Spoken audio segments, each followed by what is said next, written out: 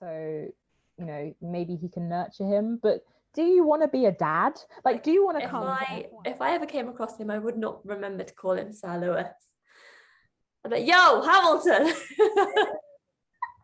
Africa. Bring us a track in Nigeria or a track in Ghana or anywhere like Ivory Coast. I want to see it. That's what I want to see.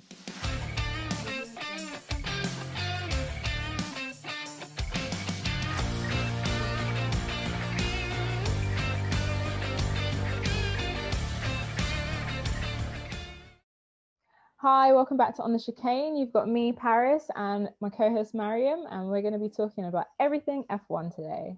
Yeah, so we're going to be going through the past season, what happened last year, everything from, all the new driver announcements, all the team changes, and then we're going to be talking about what we're expecting from this season.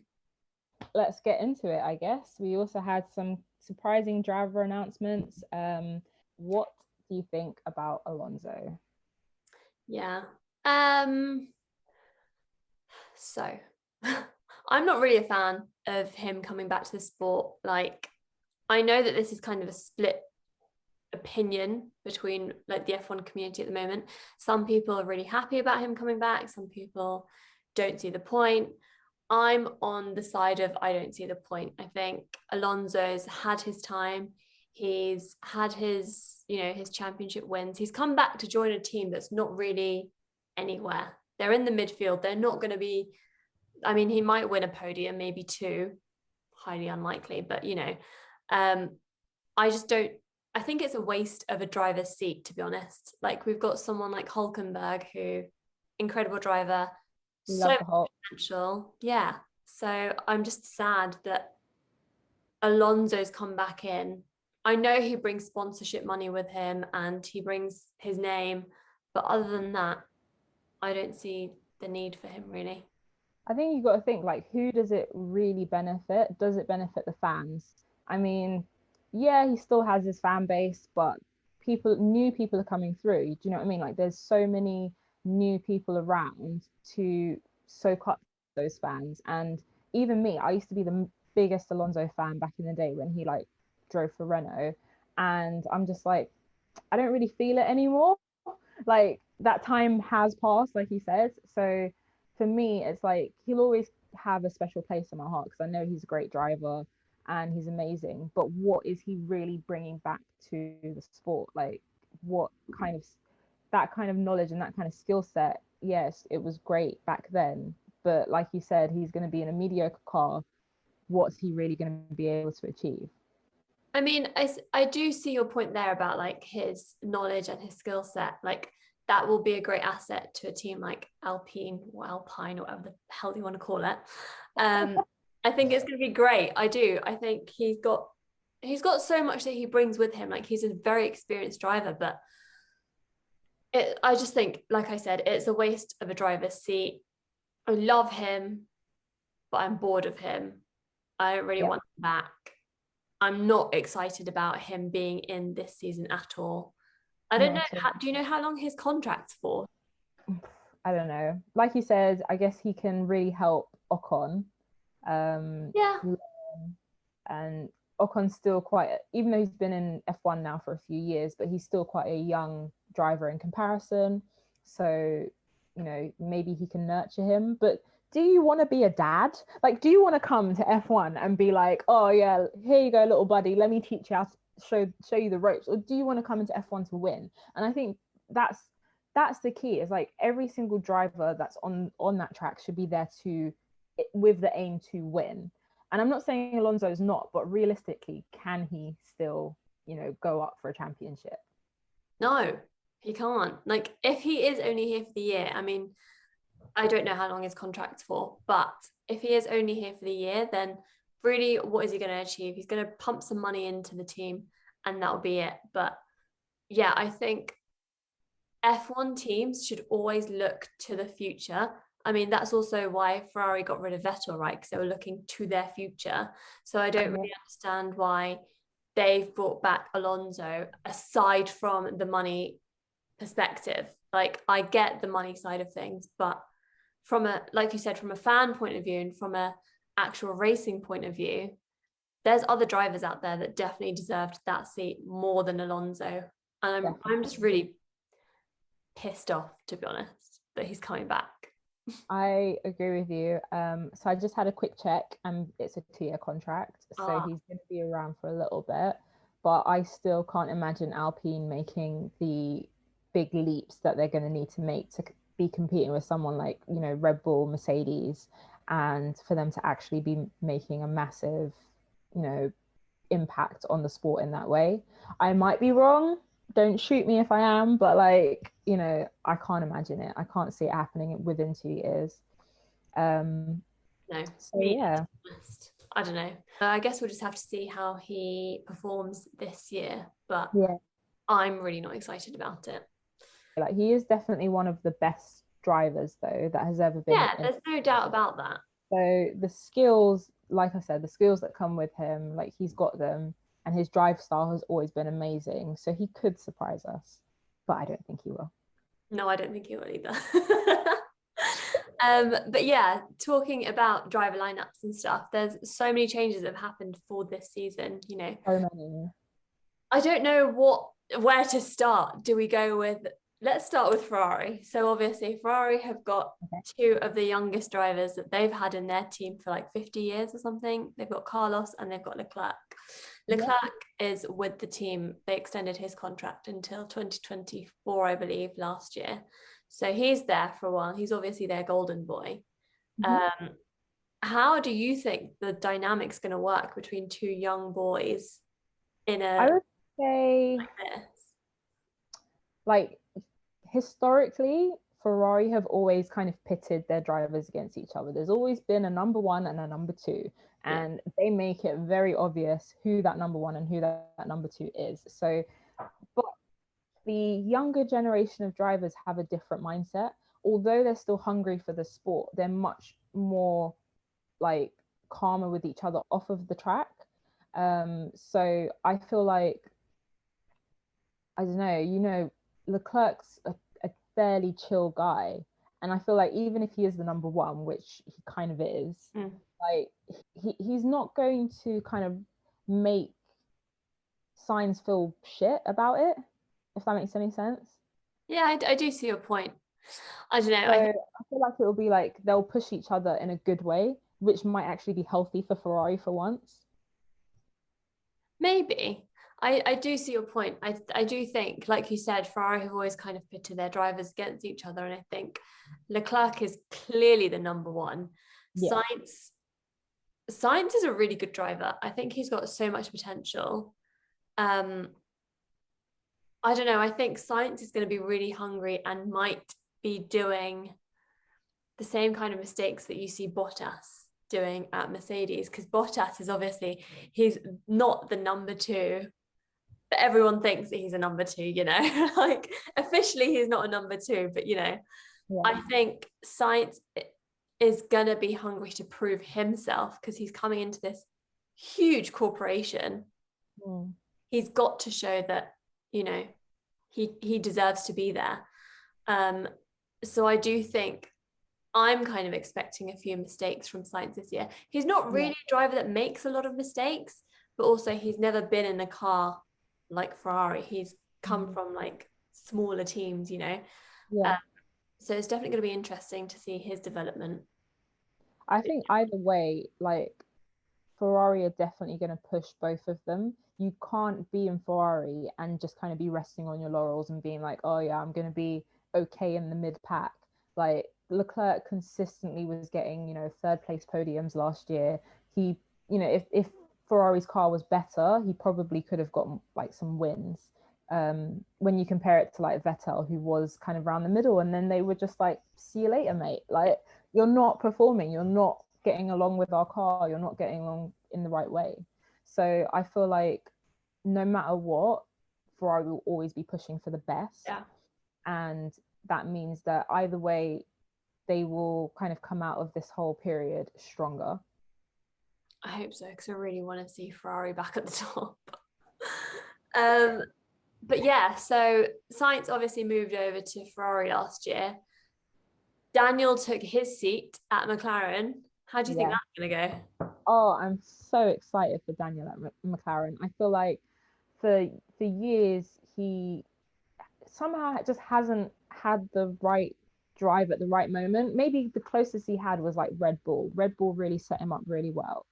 And for some reason, like it just never worked at the time because obviously he was there and he was kind of like competing with Verstappen and it was creating all of that animosity. Like I said, like, you know, the previously there's always been this kind of animosity before between the teams and between the drivers, but now people are kind of a lot more clear-headed. Like he's got Lando with him, and I mean I did see a thing yesterday where he was like, you know, I hope you guys are not expecting this to be like some kind of show, you know, two brothers cracking on all the time. I'm here to race, I'm here to do my job.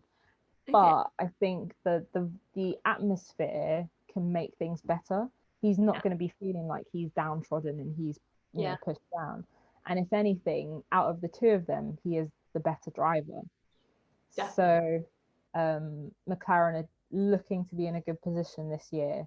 So I'm expecting a consistent fourth place, you know, even some podiums from Daniel Ricciardo. I'm going to put that out there from early. I feel like Daniel Ricciardo is going to have a good year. I hope so because I feel like you said, he's not really had that chance. I genuinely think Ricardo is one of the best drivers that we've got on that grid Mhm. at the moment. He is so good. I think he's consistent when he doesn't have problems with his cars. You know, he's the overtaking king. He's got it down. Yeah, Just hasn't had that right opportunity. And I was gutted with the way that Red Bull treated him because, you know, I remember his win, like watching that win in, I think it was 2014 in Canada. I Mhm. think that was his first podium for Red Bull, and it was just such a big thing. And I just thought, you know, Ricardo he's really got this down. yeah, And then obviously he had some big successes with Red Bull, and then kind of Verstappen took over and was like their number one. And yeah, now Verstappen's Red Bull's golden boy. And I hated the way that Ricardo kind of left Red Bull, but I do think that he deserves, like, for me, it's similar to Hulkenberg. I think Hulkenberg is also a really good driver who deserves to be in yeah, this sport. So the two of them together, I feel like they just haven't had the right opportunities, but they're both definitely at least one-time world championship material. Um, definitely. so But I'm there's only so many championships to go around, so I don't think he's going to be, you know, taking the championship at the end of the year. But I expect no, him to do really, really well. yeah, same. I just think hopefully he's got a good chance of getting closer to that title. I mean, I think he's at McLaren now. I don't think there is much of a chance of a he's not going back to Red Bull, obviously. I don't think there's a chance of Mercedes or Ferrari picking him up. McLaren are, as you said, on the up. So I'm Yeah, hoping that this will be a good chance for him to actually fight for like some credible points and for a good position in the driver championship. And yeah, hopefully one day that will lead to a world championship. But I exactly. just don't know how that will work. We'll see. We'll have to see. Like I'm just excited for him. Just excited in general just to see what happens with McLaren and to see what happens with Ricardo. But like you said, so you know, you had Vettel who moved, Mm, that created the spot for Signs. mm. Signs moved, created the spot for Daniel Ricciardo. It was like a Russian doll set. Like you move one thing and you move another. So many changes Um, last year. so many changes last year and name changes for this season. So do you know all of your A teams? Have you got them all down like Alpha Tauri from Alfa Romeo? Have you That's true. kind of figured it all out? I mean, AlphaTauri, they've been around for a while, right? I kind of forget, as much as I'm a fan of Alfa Romeo, like the road cars, I forget Yeah, that they're an F1 team, which is so bad. But it's like definitely. them and Haas, I kind of forget that they're there, which And I really, think as well it's the drivers, like love Raikkonen, Iceman, you know, you're a cool guy, but very forgettable driver at the moment. at the moment, yeah, I agree. And Giovinazzi as well, like super forgettable driver. Very. So I think for them, like, you know, I don't even know what they can do. They just need to be way better, like super I mean, forgettable. that's the thing, right? With the back markers, you've got like Williams, who aren't really, I mean, they've had a whole change in like management and everything Yeah. over the past year. So it'll be interesting to see if they've got anything new kind of lined up. I Mhm. think most teams will probably see changes coming from them next year when the actual rules and regulations change. Yeah. Um, but yeah, I think Williams, Haas, Alfa Romeo, those three teams are kind of just like, you're just there, just Yeah. pick up the numbers. Somebody needs to be at the back, right? Yeah, basically. Somebody needs to be last place. Yeah. I there was a point actually where I really wanted to root for Williams. Like a few years ago, I went through this thing where I changed teams and I didn't really have a team anymore to support. So I used to be a massive McLaren fan, and for years, and then I couldn't vibe with them anymore. I'm not you know, I only go with the team that wins, but at the same time, they would just like off the track not doing so well, on the track not doing so well, and I couldn't vibe with them anymore. So I was looking for another like British team to really get behind, and I really wanted it to be Williams, especially because at the time, Claire Williams was team principal, so it was like woman power. It was nice to see her kind of being empowered in the sport, but they were just like, oh, literally not doing anything with their cars. So I couldn't really get behind them. And now I'm just like a floater. I just enjoy the whole F1 ambience. Um, but yeah, like I said, somebody has to be at the back. Somebody has to. One driver that I really want to ask you about, what do you think about Sonoda? Mm. I don't really know what to say. I think obviously this is his first season in F1. Um, he's Japanese, I believe. So Yeah. he comes from a diverse background. So we're bringing a lot of, I reckon, money with him from like the Japanese side of things. He's got a lot of Yeah. sponsorship money with him.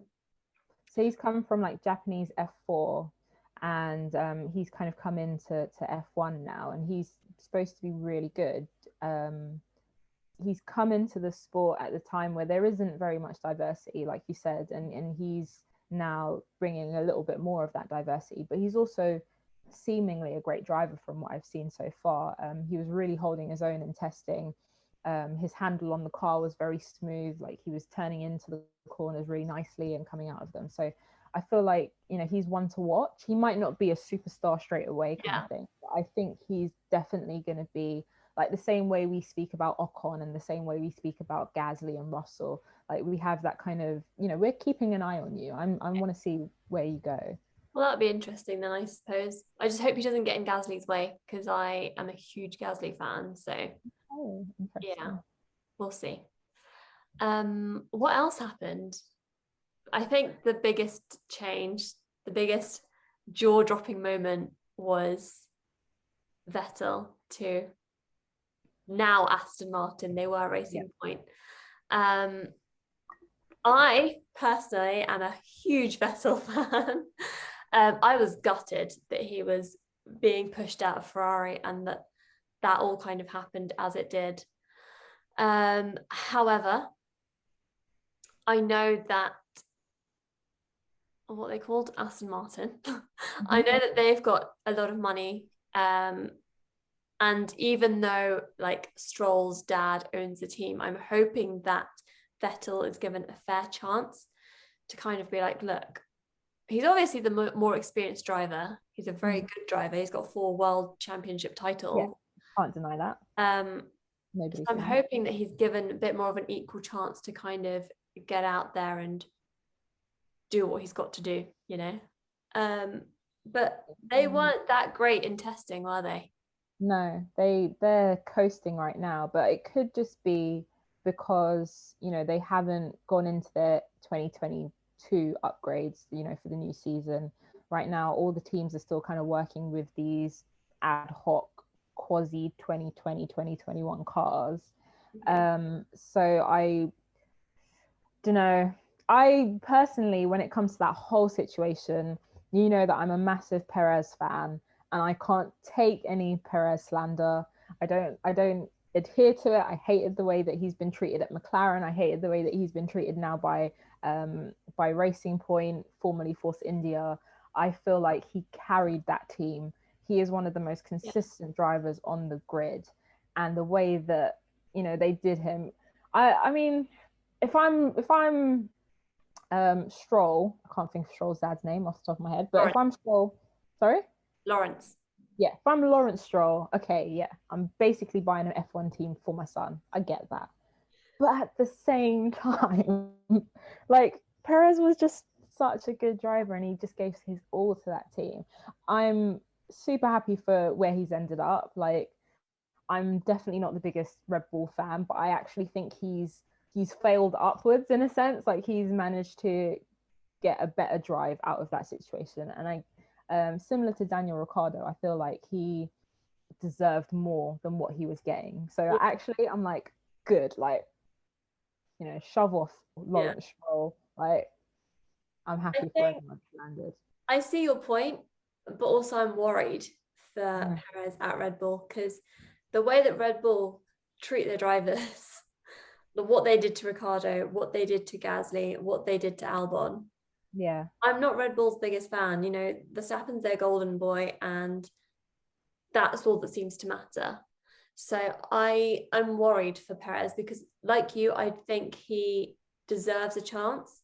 He is very consistent and he's a great driver, but I'm worried for how Red Bull are going to treat him, I think. Yeah, I mean, definitely they're the type of team where if you don't perform within a certain number of races, like it's like almost like they have a certain number of races in their heads collectively, and they're like, if you don't perform within these races, you're gonna just be got rid of by the end of the season, kind of thing. Luckily, I feel like Checo's made of sterner stuff than Gasly was quite early in his career when all that stuff happened, and Albon as well. He was quite he's only been in it a few years. So whereas Perez has been in it for much longer, he has a little bit more experience.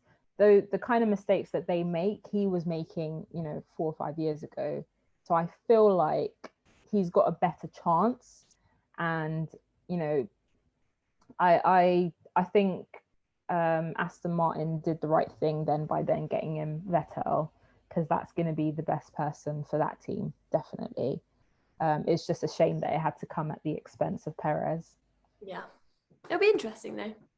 Definitely. So speaking of last season, more of a fun topic. Yeah. What was your favorite race from last season? Oh, what was my favorite race? So I think for me, I was on the hype at the end of last year. My favorite race had to be the Sakir Grand Prix, where George Russell, jumped in that Mercedes seat.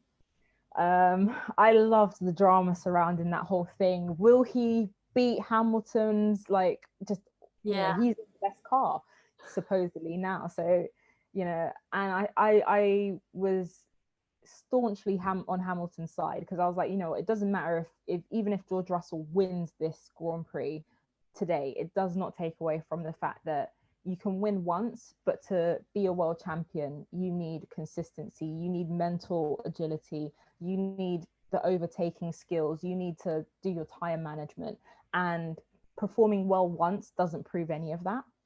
But I loved the conversations around it. Like, I just was like, oh my gosh. And then actually in the Grand Prix, in the race, for him to kind of like get so close to winning, and he did so well for that whole race, like, put himself into the right positions, and then just at the last second, last few laps. But then Perez comes through, and you've got like your 1, 2, 3. Who was it? It was like Perez, Bottas, Ocon. No, Perez, Ocon, and Stroll. So it was a Perez, 2 racing points, and then that was it. And I'm like, weird podium. That was a wicked podium. We need more of that in F1. Yeah, I hope that we can see that next year, actually.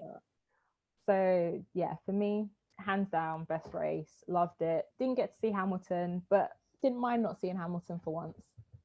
It was weird to have a race without Hamilton. Definitely. But yeah, no, that was What about you? For me, it's so hard because I think we had so many amazing races last year. I loved all the new podium sitters. I loved seeing Lando on the podium. I loved seeing Ricardo back on the podium. I loved seeing Sainz on the podium. Like there was just so many great podiums. Gasly. So yeah, Gasly. For me, this was such a bittersweet race because, like I said, I'm a huge Ferrari fan. So Monza, obviously, we were expecting so much from Ferrari, which is, it's unfair to kind of put all that added pressure onto a team just because it's at their home race, but you do subconsciously, you just do. Yeah. And I think all eyes were on Ferrari. They'd had such a bad season, and then, you know, racing in their home race, you expected so much. Don't know why, we just expected miracles, I suppose. And then they had 2 DNFs, and it was just the most gut-wrenching thing ever because I was just honestly so upset. Yeah. But on the other hand, Gasly won that race, and oh my God, it was just the best feeling for him just to be like seeing him sitting on that podium and being like, oh my God, such like the visuals from that whole race were amazing. It was incredible. And I just think Gasly, after everything that he'd been through with the whole Red Bull situation and to drive the way that he drove, oh my God, he deserved that podium so much. And I was so happy for him. I was gutted for Ferrari, but so happy for Gasly. And again, it just goes to show that, like, you know, this is a grid full of the world's best drivers ever. And, you know, we can all sit here and be like, oh, that person's not that great and that person's not that great. But realistically, if I was to sit in that car, as much as I like to think I'm a great driver, I'd probably crash that within a second. Yeah, definitely. You know? I'm not staying on that track. I would be like, how do I do the hand? Yeah, exactly. I would be the same. But I just think Gasly just really outperformed himself that weekend.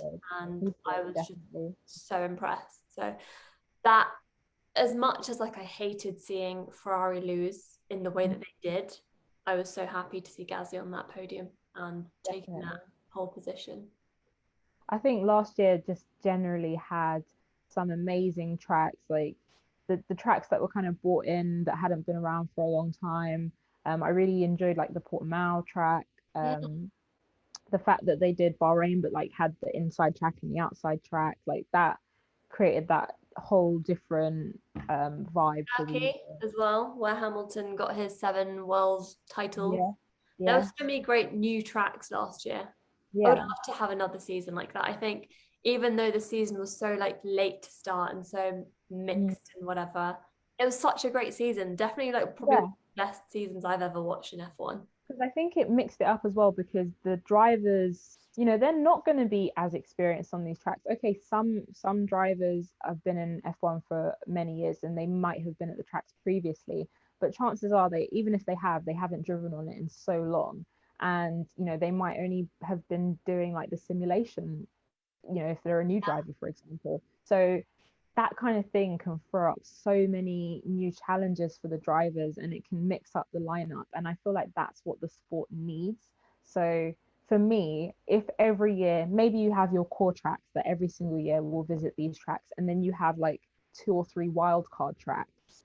I would love that. New circuits in every single year. And that kind of opens up, to me, that's business sense. Like that opens up new fan bases, new you know, just different places that people can get involved with. Like I'd love to see a circuit in Africa. We haven't really seen anything there, and I just can't understand why. Is there one in South Africa? I actually don't know off the top of my head, but there might be circuits that exist, but there's no races. Like there's no yearly races that come to Africa. A race in Africa would be amazing, to be fair. You know, I'd love to see it. Just, you know, there's a huge fan base actually as well for motorsport. Sure there is. And I So don't mean like North Africa. I mean like, West or East Africa. yeah. Bring us a track in Nigeria or a track in Ghana or anywhere like Ivory Coast. I want to see it. That's what I want to see. Definitely. Take your Imagine a ideas to the FIA. I will, definitely. Get out there. Petition. um, yeah, so I think that basically kind of covers last season. Mm. What about this year? What are you hoping to see this year? Oh, what am I hoping to see this year? I think I've covered it a little bit. Like I'd love to see Daniel Ricciardo and I'd love to see Perez do really well. Yeah. I'd love to see things be a bit mixed up. Like, I mean, so this year, obviously, we've got the cars are in that kind of hybrid mode where they've taken the 2020 chassis, rejigged them a little bit, and not done any new chassis. So they're all being called like the B cars. They're not alpha cars, they're the B cars. So most of them have like B in the name. Which just basically means that they're still using a lot of the components from last year. And they've got this whole new token system, which is just running for this year, where each team's been given 2 tokens by the FIA to spend regenerating and renovating a piece of the car. So different things, don't ask me to remember exactly which pieces cost which amount of tokens. But your brake ducts might be 1 token and your engine might be 2. So the teams have to spend that really wisely, and that is definitely going to impact the quality of the cars. And that means that it's going to be either more difficult for some of the drivers and some of the teams that usually perform really well. So I think that's going to create a lot of interest because we might not see the same teams at the front that we used to see. I think it'll definitely be interesting. Obviously, I'm really looking forward to next year when we do have all these new rules and kind of a bit more of a level playing field. But I think this year, if we're to base anything off testing, which, as we've learned in the past, isn't the best idea because testing shows you nothing. But obviously, testing this year, it was only 3 days. They were testing in the circuit that they're racing at first. Yeah. And I just think we saw, obviously, Mercedes struggled, which last year when we saw Ferrari struggle, we were like, oh, they're just playing, like they'll be fine. And then they actually did struggle in the actual races. But the year before, when we saw Mercedes struggle and Ferrari do well, we were like, oh, they're sandbagging. This year, I don't get that feeling. I really genuinely don't. I think they are genuinely struggling. Like Toto Wolff, as much as he always looks stressed, he looked particularly stressed during testing. And I feel like it came from like a genuine place of like, shit, we don't know what is up here. We don't know what's wrong. Sorry, excuse my French. That's right. We don't know what's going on here. But that being said, and having looked at Mercedes' struggles and stuff, do you think Hamilton can make it 8 wins this year? He has so much going on off the track. Like he has the weight of the diversity world in F1 on his shoulders.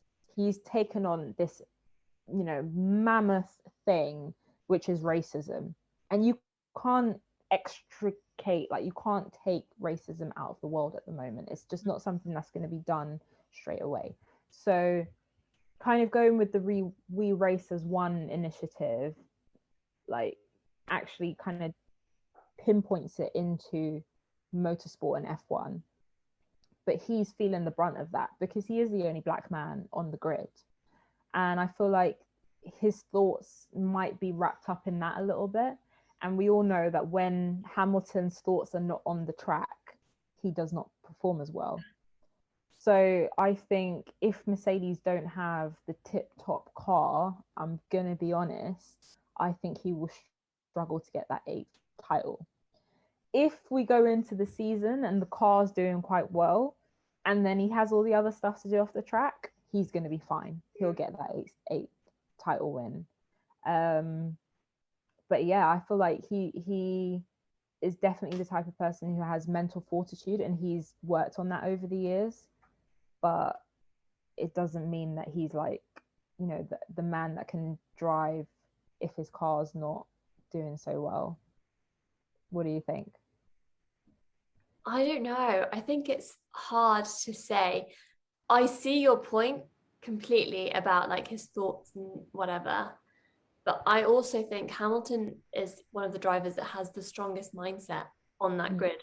He knows how to get into a car and let go of everything and just focus on driving.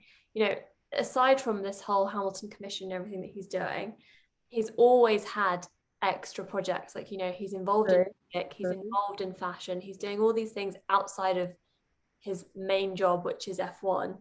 Mm. And he still manages to put all of that away and just focus on the race and get that win.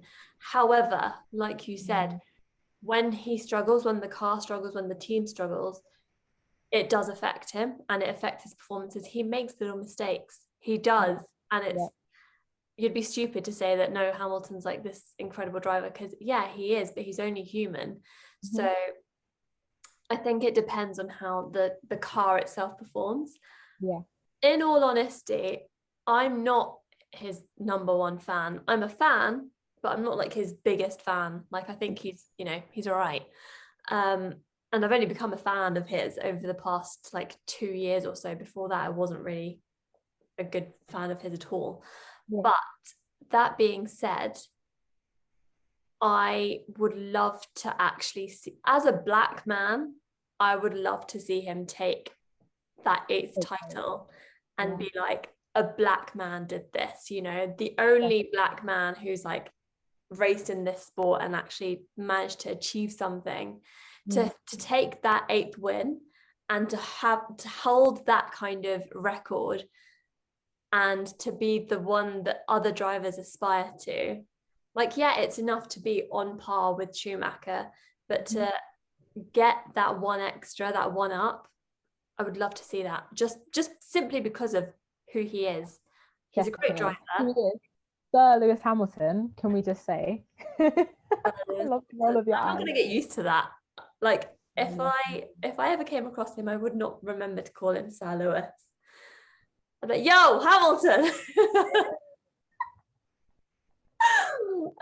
But yeah, no, I Can actually you would say love that to. at the beginning of the episode? Like that's you know the intro for like how this episode is gonna go. It's just gonna be yo Hamilton. We can try. Um, no, Um, I think the one thing I'll say with what you said is like, yes, he's always had all of these things off of the racetrack. He's always had like his fashion, his music, and I've loved that. I've always thought like every single person in this world is more than just what they do. yeah. So, you know, as in what they do for a living. And, you know, racing, yes, it's an all-encompassing thing and it takes over your whole life, Mm. but you're still more than just racing. And I hate when people try and pigeonhole like a person and be like, well, you're a racing driver, you should just stick to racing. Mm. I don't believe in that. I think you should be able to, if you can do it well, and Hamilton has proven time and time again that he can do it well. So if you can do it well, you can do whatever else you want to do. The difference is, you know, when it comes to diversity and when it comes to taking on a sport like like Formula One and everything that comes with it, the boys club, the white middle class, the upper middle class, the rich people that are involved in this sport, it's a whole different mindset. Do you know what I mean? Like it's not doing something fun that you enjoy. This is actually doing something that you probably aren't going to enjoy. You're going to make a lot of people feel uncomfortable. You're going to be made to feel uncomfortable, you know, by the backlash and everything that's coming against you. And I think that he's probably feeling a lot of, you know, a lot of responsibility and a lot of weight because it's so important to him.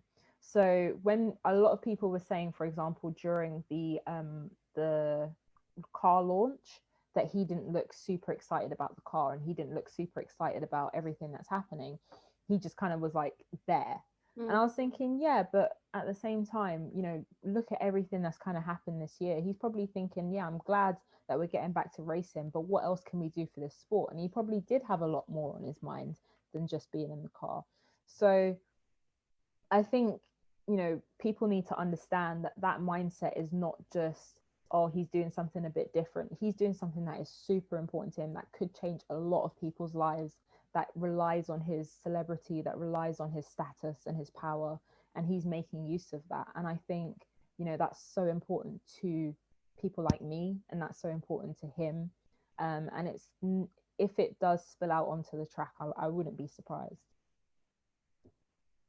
I think that's a really interesting point. It is such a heavy responsibility to carry on your shoulders. Mm. And I hate that it's his responsibility as the Yeah. only black driver. I hate that he's the one who's got to do all Why of is he the only black driver? It's so crazy. it. But I think it will be such an important change, and hopefully he will achieve something with this. Like, obviously he's working really closely on bringing the black community into the sport and working with like schools and younger people. So I do think that he's got a lot to do. Yeah. But the thing is, like, this whole racism and diversity issue isn't going to be something that's solved overnight. It's going to be going on for years. We've got loads of this to come. And I think, as best as he can, I would love to see him kind of compartmentalize a little bit and do what he's got to do to get that 8th title, and then kind of continue this initiative and this commission thing, because he's only got a 1-year contract. Do you reckon that he will retire soon? Oh yeah, like I think I genuinely think after this year, if he gets his title, which I do hope he gets, I think he's going to be out. I think he's going to have done what he came into the sport to do. He's like I said, he's got all these other things that he's working on: the Hamilton Commission, his fashion, his music. There's other things out there for him. And I think, as much as racing is his identity, he's got other things to get on and do. He's still quite young. He can probably go and start a family if he wanted to. I just think as soon as he's done this, he's going to be out. And I think it's going to be so interesting to see this sport without Hamilton. 100%, because essentially, I'm going to be really, really like honest here, but if he leaves, the track is no longer diverse. Really, I mean, got Tsunoda, who's like Tsunoda, but like he still kind of errs on that edge of like, Caucasian and whiteness. There isn't anyone that looks like you or me on that track who actually has brown skin and is going to be representing us. So I just think it's just going to be weird to see the grid and the track without Hamilton. But also, it's going to be a while until we see that again, because there isn't anyone coming up in the ranks at the moment who is a person of color. I think there's like one person in F2. I'm gonna have to check what their name is, but like, is he even in F2 or is he in F3? I can't think. I'm gonna check on that, because it's true. Like, you take Hamilton away, and it's not even just him as a person. Like, I want people to understand what I'm saying is like, if you take him away, and when I say you take him away, you take diversity away. I mean, you take away like his championing it, like the way he kind of puts that at the forefront of his message, and him as an individual, kind of what he represents to the sport, to the fact that he's got to the place that he's got to and the success that he's had. Like, you take him away, you take all that away, unless the people that are left are willing to carry that on. And other than Mercedes, I cannot see anybody else really pushing that the way he does. So even with Mercedes carrying on that message, how can they do it without a driver that represents that on the grid? Because the driver is the person who's carrying that message, right? Right. Yeah. So I don't, and it's a shame. I hate that there's other drivers out there on that grid who might be on board with ending racism and blah blah blah, and they've all jumped on this bandwagon.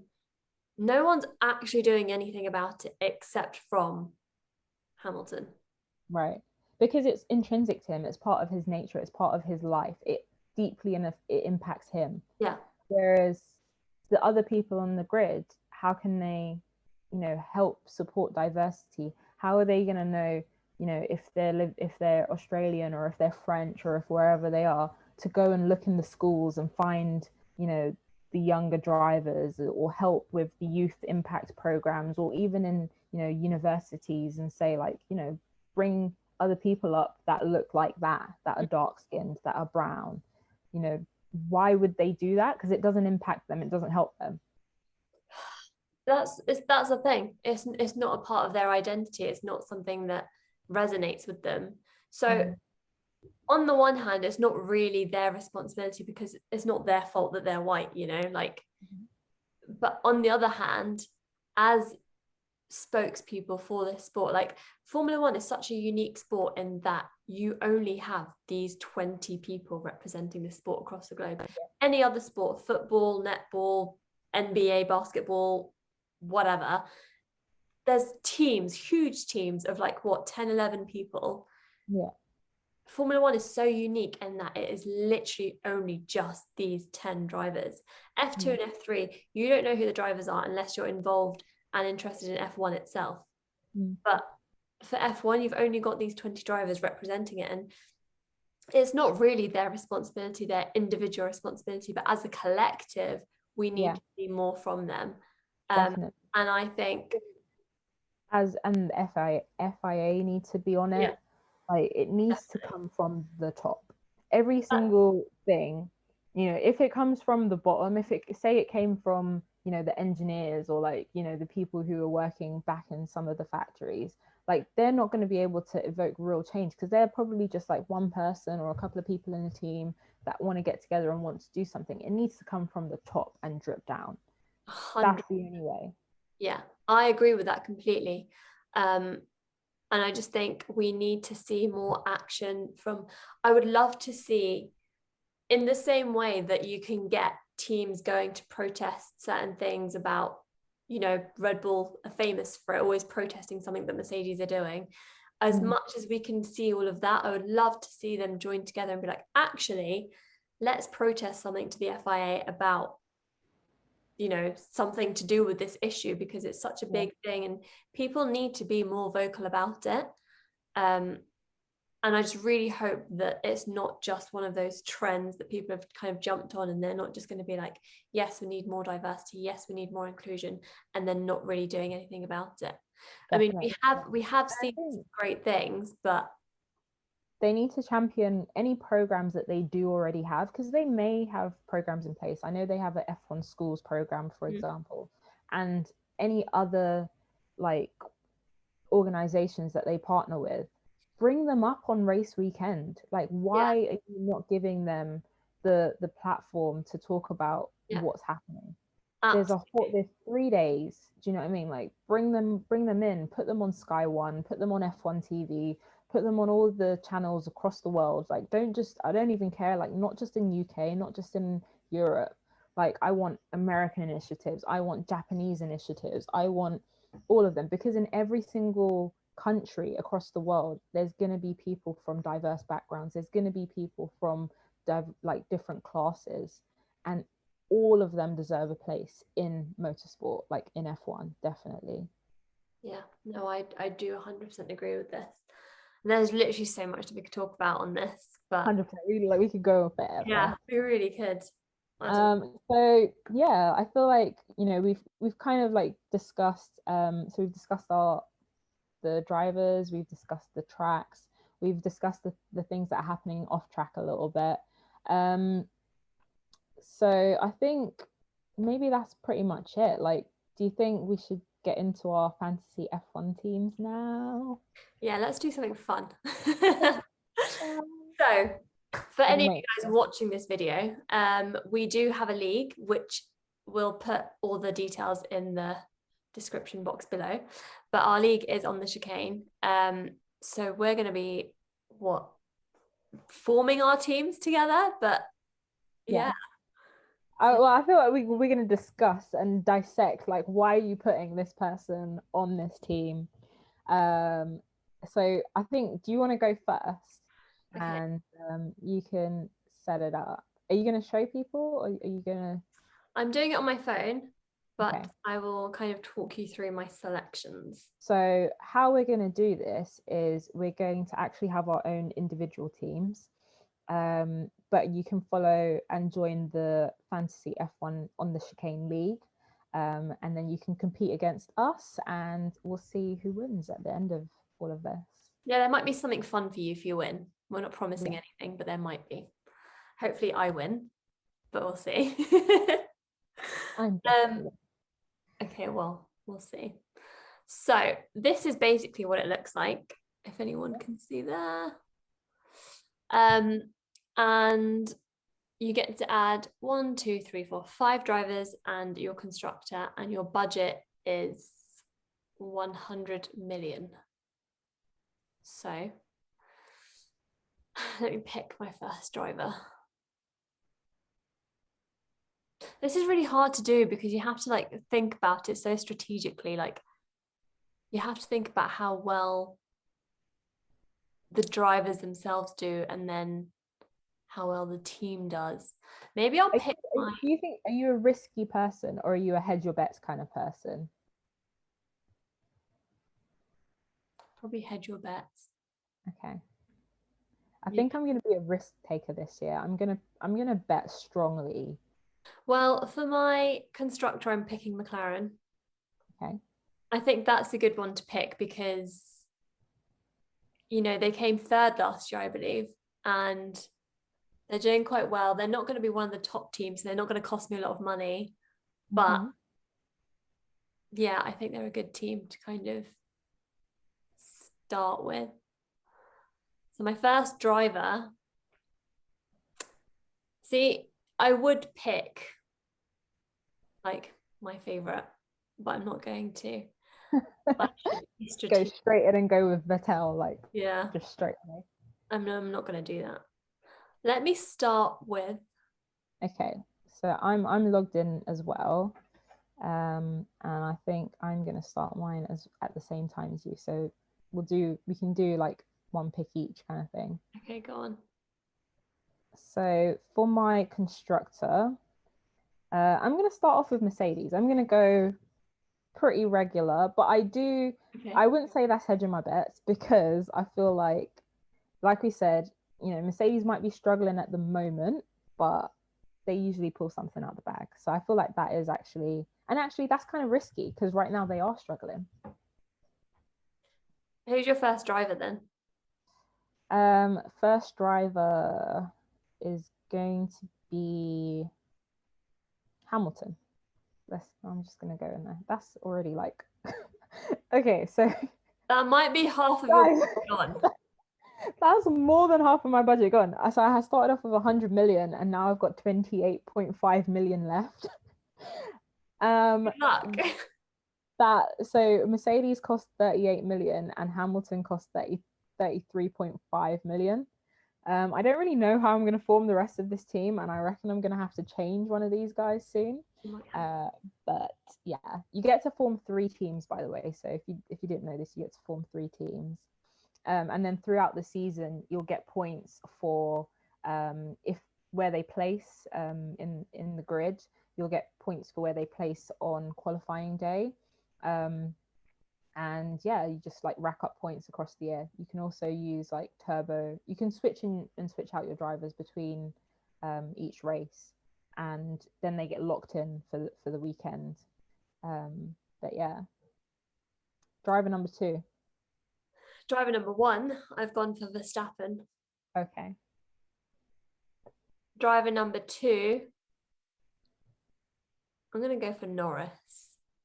Okay.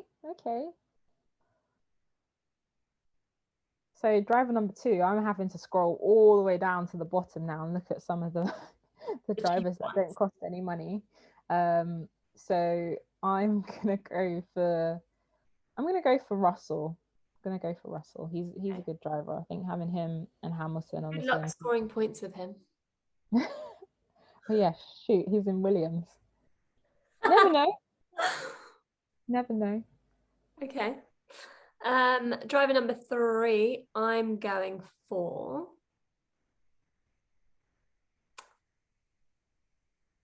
Yeah, I'll pick Gasly. Um, Driver number 3, I'm going to go for. Yeah. Remember, I'm choosing from all the cheap people. I'm gonna go for Schumacher. I'm gonna go for Mick. We Okay. didn't even talk about Mick. Oh my gosh, we've got a Schumacher back on the grid. That is true. We didn't talk about him, but there's not really much to talk about because we haven't seen him. I mean, we've seen him do well in F2 and whatever. I think the biggest thing that I'm worried about is that people are going to compare him to his dad. Definitely. And that's a lot of pressure for someone so young.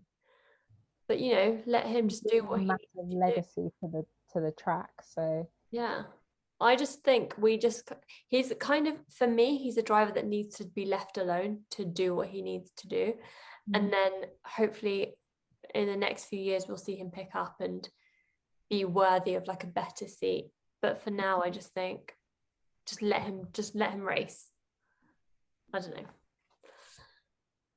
Driver number 4, I'm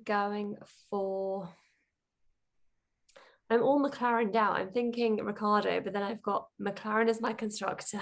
I've got Norris already. And then if I add Ricardo, how much money have you got left? How are you getting all of these good drivers?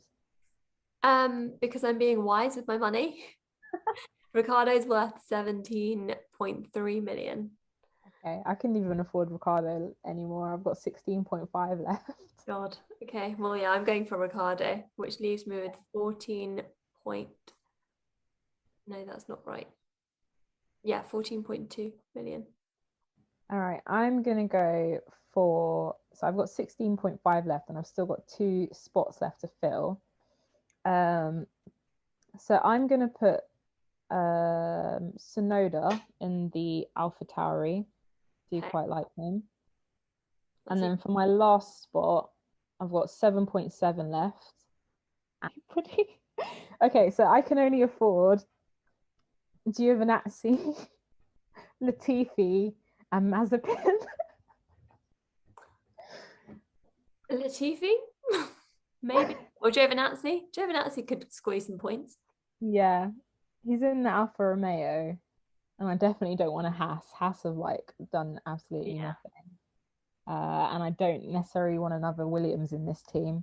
So, okay, basically, this is my Hamilton team, and Hamilton takes up so much of your money that you can't afford anybody else. I'm not surprised. My last driver, I'm going for. Who can I afford? I can afford Stroll. So I'm going to go with Stroll. You've got some good people, and actually I made a mistake. I couldn't afford Giovinazzi. He was 2.2 million too expensive. So I guess I'm going with Mazepin because I think he is going to Ooh, be a little bit better than Latifi. really? Yeah, Yeah. maybe.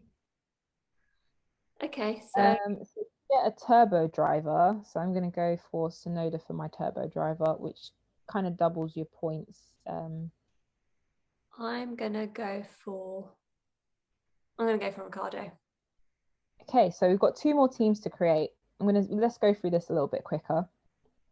I'm definitely going to go with Red Bull as my constructor. They've been doing really well. Hey, I want Red Bull as my constructor. You can still have them. Fine. My first driver, I'm going for Ricardo. Okay, I'm going to go Leclerc then, since you went Ricardo. And then I'm gonna end up picking the same people. I'm gonna go for Gasly. I'm going to go Norris. Okay.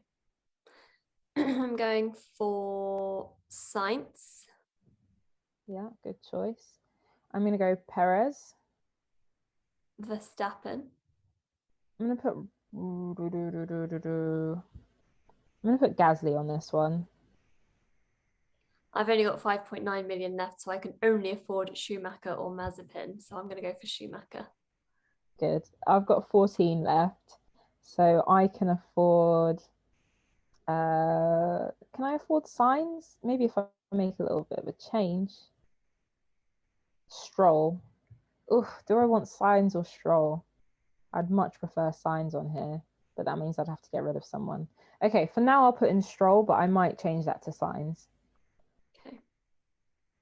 And then my turbo driver is definitely going to be Lando Norris. Mine's Ricardo. Okay. And then for my last team, this is going to be my McLaren team. Definitely going to have a bit of Ricardo in this one. Okay, I'm gonna go for. I'm gonna take a risk. Mm-hmm. Actually, I don't know if I should. um. Take the risk, woman. All right, fine. I'm going for Aston Martin as my team. Oh, wow. When you said risk, I thought you meant like Mercedes. That's a big risk. No, yeah, I know. Okay. But it gives me more money for the drivers, right? So It does. okay. So I've got McLaren, and I'm gonna go Ricardo straight away. I'm gonna put Ricardo in there. I'm gonna go in with Bottas. Really? Oof. Yeah, because like he's not. Super expensive. Yeah, but he also scores points, so you know. True. Um, I am gonna go. I feel like if I put Verstappen in, it's gonna be really smart, but he's gonna cost me a lot of money. So I'm going to put Carlos Sainz in. I'm going for Perez. My boy. uh, Massive soft spot for Perez. You guys are gonna hear this all the time. okay, I'm gonna put Ocon in. I haven't got Ocon in any of my team. that's a good one. Alpine. Alpine is, by the way, Alpine and not Alpine because it is French. Yeah, I hate it though. It doesn't sit well with me. Alpine. Alpine. Oh, this is so hard. Should I take a risk? I mean, this is my Take a risk risk. team, so Take let me go take for a risk. Vettel. Mm. I've got 24.2 million left. That's all right. I've got quite a little bit left, so I'm gonna go for Verstappen. Nice. This is looking like quite a strong team. I'm quite happy with this one actually. Okay. Last I'm driver. going in for. Oh, I've got two drivers left to pick, so I'm going to go for Alonso. Interesting. And then I've got 8.6 million left, so I can afford. I can't afford anyone decent, so let me go. See. This is my risk team, remember? Mm-hmm. Okay, fine. Giovinazzi. Giovinazzi. Okay, my last driver is going to be. I've got 14.5 left, so I can afford Lance Stroll for Aston Martin, Lando Norris, Pierre Gasly. I can afford some good people Can. with a little bit left over. I'm gonna go. I'm gonna go for Lando Norris. I'm gonna stick. This is gonna be my McLaren team. So I've got both McLarens in this team, and McLaren as the constructor. So if McLaren do well, if they have a shit weekend, I'm screwed. But if they do well, I'm gonna do pretty well. And I've got Verstappen and Sainz. I feel like this is my strongest team. Team three. Team. Right, who's your turbo? Turbo. I'm gonna go Ocon for my turbo this time. Mine's Perez. Cool. All right, so that's our three teams created. That's our teams created. I'm gonna go sign up for the On the Chicane League because I'm coming in from the outside. And yeah, like first race coming up this weekend, and we will see how we do. I know, it's going to be an interesting one. I'm so excited. This is the first time that we're not starting in Australia in so many years. Yeah, But yeah, it will be a good race, I think. definitely. And I think the teams have a little bit of a little bit of a leg up because they've just done testing there. They've been there for like 2 weeks, so they've acclimatized. Probably their sleeping patterns are going to be good. Yeah. I feel like this is going to be, we're going to see people on their A game. They're going to come strong this I'm way. ready for it. I'm so ready for it. Yeah.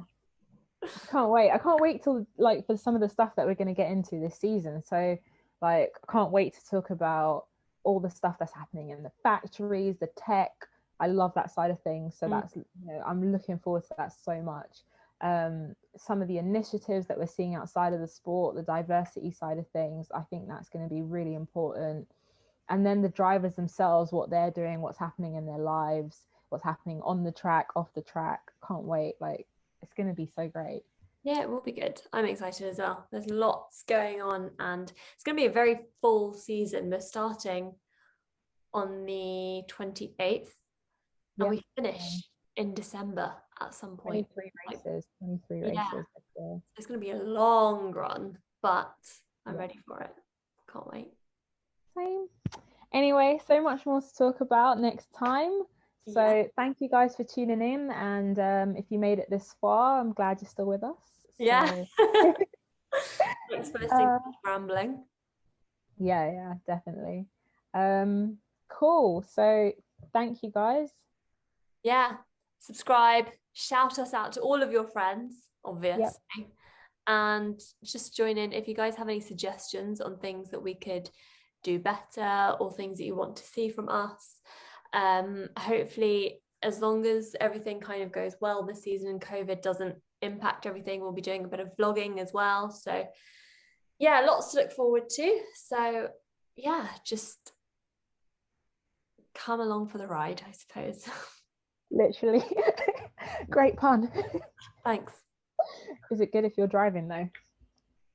Excuse me, I'm a great driver. I'm not gonna lie. No, you don't want it. I'm an okay driver.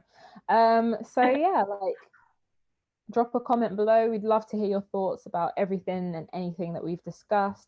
If there's something you think that we've missed and you guys want to talk about it, drop us a comment. We'll bring it up in our next chat. Yeah. Thank you so much for watching. Thank you. Bye.